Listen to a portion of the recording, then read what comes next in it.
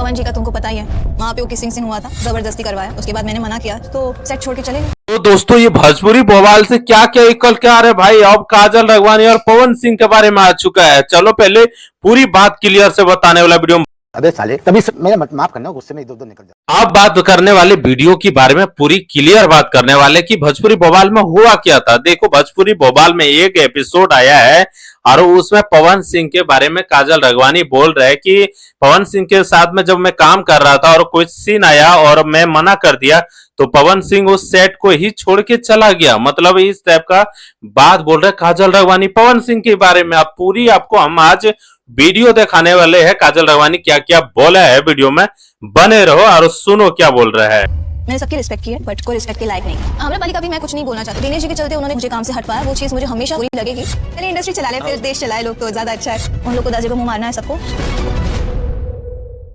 काजल राघवानी आरोप लगा रहे कि अमरपाली ही दुबे के चलते दिनेश लाल निरहुआ मुझे काम से हटवाया था और इसके कारण मुझे बुरा लगा और बुरा लगेगा।